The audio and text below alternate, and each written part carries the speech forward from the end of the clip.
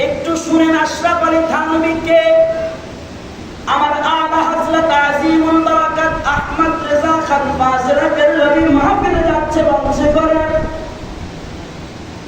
সমস্ত মানুষ লাইন ধরে আলা হযরতের সঙ্গে মুসাফা করে ওনার হাতের মধ্যে চুমু লাগায় কদম মুচি করে ওনার জন্য হাদিয়া নেয়।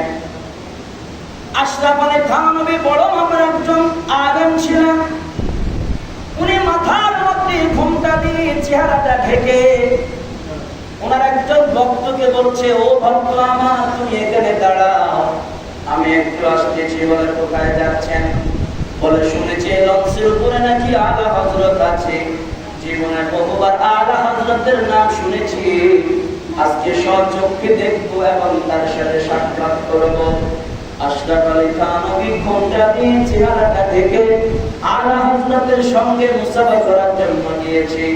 আর এই আশরাফ আলী থানভী বলেছে, যদি আমার ভাগ্যে থাকতো, নসিবে থাকতো, আমি আলা হযরতের পিছনে যদি এক ওয়াক্ত নামাজ পড়তে পারতাম, আমি আশরাফ আলী থানভীর জীবন ধন্য হয়ে যেত।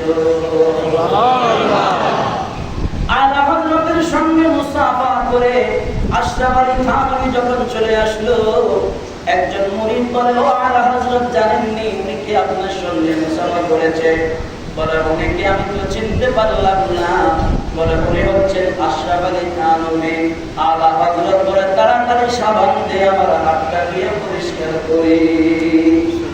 সুবহানাল্লাহ বলে। সুবহানাল্লাহ। এটা আমরা বুঝবেন না, বলার দরকার নাই, এটা আদর্শ